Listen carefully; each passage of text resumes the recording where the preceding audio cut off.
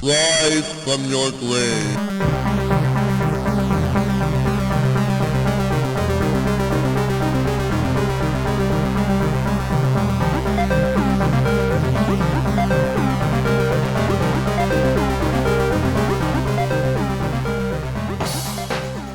Have you ever read a book?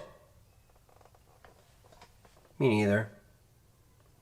Along with collecting games and collecting technology and just kind of working on it, touching it, doing whatever the hell I do with it, did I just say touching it? Ugh.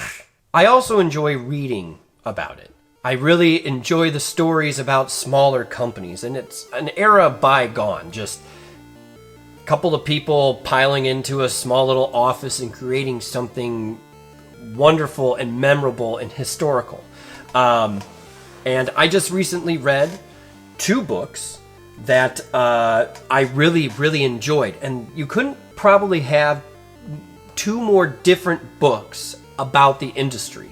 One's more about video games and one's more about technology, but I really found it interesting, the 2 different approaches to the history of gaming and technology. So since my SX64 repair video is taking far longer than I thought it would because I'm having trouble sourcing some chips, I thought that it would be fun just to tell you what I thought of these 2 books and present something to you, because it looks like you're going to have some time on your hands. And I have no other videos to upload, because Netflix won't give me the rights back to the failed pilot I sent them about a Dutch dancer who joins the police force to find his brother's killer and ends up joining forces with a robotic dog called Who Let the Clogs Out.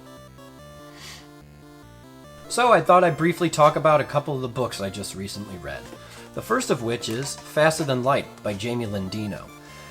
This is basically just a historical account of the Atari ST platform, and it starts at the beginning with Tramel's ousting from Commodore, him sitting in a small little apartment / office with Shiraz Shivji, and them creating the next big thing. And then Tramel's purchase of Atari games from Warner in a very bizarre deal, and just kind of follows the history. There's no interviews, there's no anecdotes, this is just straight history. It's broken down year to year and just follows the path of the rise and fall of the Atari ST. There are so many interesting stories behind here. Anything involving Jack Tramiel is always an interesting story. I mean, down to the things that I didn't know, that a lot of retailers at first did not want to carry the Atari ST because nobody trusted Jack Tramiel because all the screwing over he did with people when he owned Commodore. The GEM operating system that wasn't prepared at launch and had to be loaded by disk on the first models and then on ROM later. Their competition with Commodore and the Amiga from games like their ports of Joust and Ultima 2. Thank you, Jamie Lendino. Thank you. Little computer people. It is an organ. It is not a piano. It is an organ.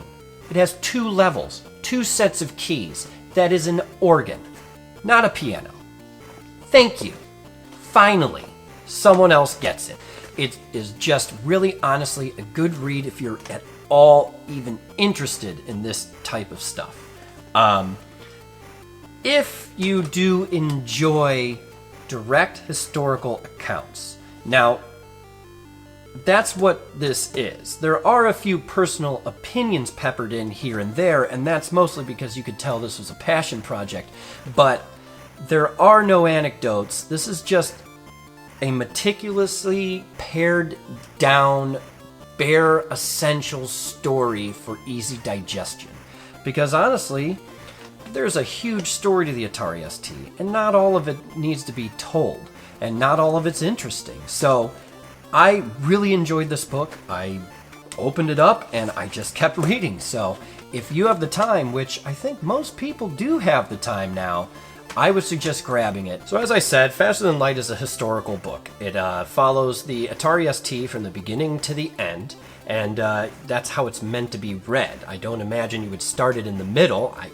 You could, but I could only imagine it would get pretty confusing pretty quickly. Unlike our next book, The Minds Behind the Games by Patrick Hickey Jr. This book actually surprised me quite a bit. I got into a conversation with the author online, and I ended up ordering his book, and I was absolutely thoroughly surprised and delighted by this book. This book is all interviews and anecdotes. This contains over 30 interviews with developers of a bunch of different retro games. If you grew up in the 80s playing games, the 90s, the 2000s, or you still play retro games or still interested in them, this is an absolute great read for you. There are so many different games here. E.T., A Boy and His Blob, The Suffering, Wonder Boy, Mutant League Football, NBA Jam, Toe Jam and Earl, Maniac Mansion, Night Trap, Bart vs. the Space Mutants. Just a ton of different games and more besides those. And they all just, with their own stories from the developers, just quick, fast interviews about the development process or where the ideas came from or how the game got greenlit, any problems they ran into. I didn't know that A Boy and His Blob was made in 6 weeks. I had no idea about it. And after I read that, I went back and played the game, and it made me appreciate the game a lot more than I originally did. So if you are at all into retro games, this would be such an interesting read for you.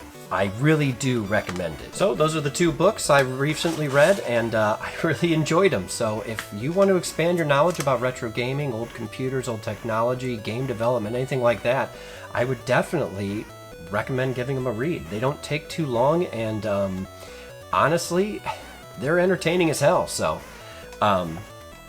that's that. Now, I don't want to make everything just hunky-dory like I like everything. So I'm going to tell you about a book that I read that was horrible. That would be Worlds of Power, Castlevania II, Simon's Quest. The Worlds of Power series came out in the late 80s, early 90s. They novelized a bunch of games that required no novelization. I know that this, Blaster Master, Metal Gear, Ninja Gaiden, Wizards and Warriors, Bionic Commando, Infiltrator, Shadowgate, Mega Man 2, and Bases Loaded 2, second season, were all part of this series. I don't know if there are any more. Those are the ones that I have. I can't describe how horrible these books are. They're not even fun to read because they're so bad. Nintendo should be sued to death for making people dumber. I'll read an excerpt.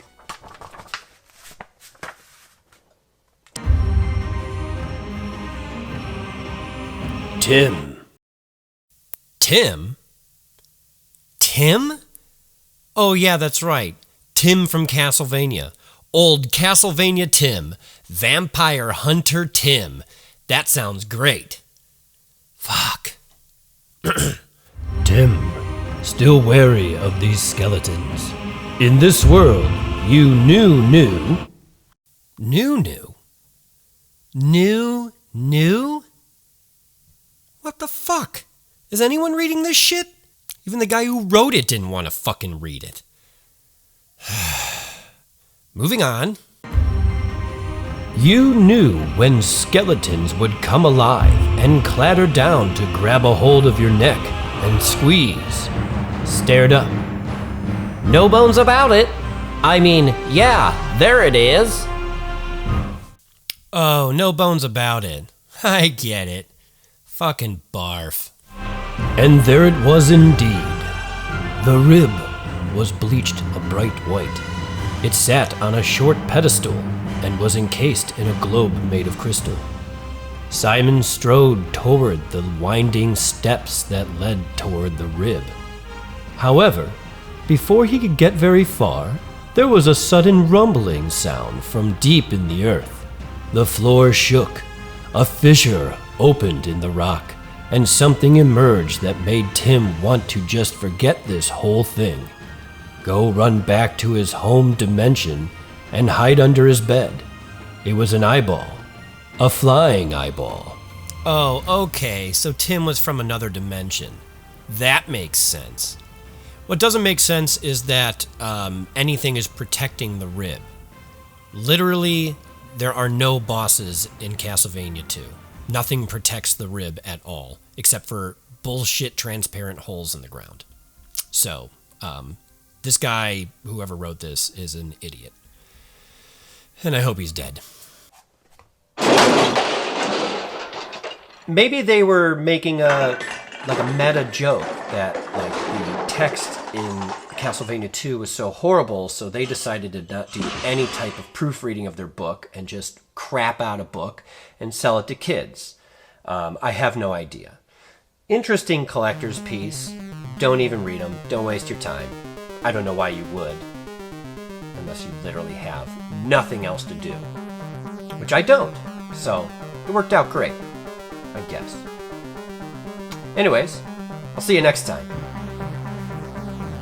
I know, I said Mondays and it's Wednesday, but I did my best. I'm really working on that SX64. I really hope to have that one soon, along with my Chessmaster 2000 videos starting, so thank you once again for stopping by. Make sure you punch my subscribe button right in its ugly face, and I will see you next time here on the Electromancer Tech channel. I almost said games. Did you hear that? I almost said games. Son of a bitch.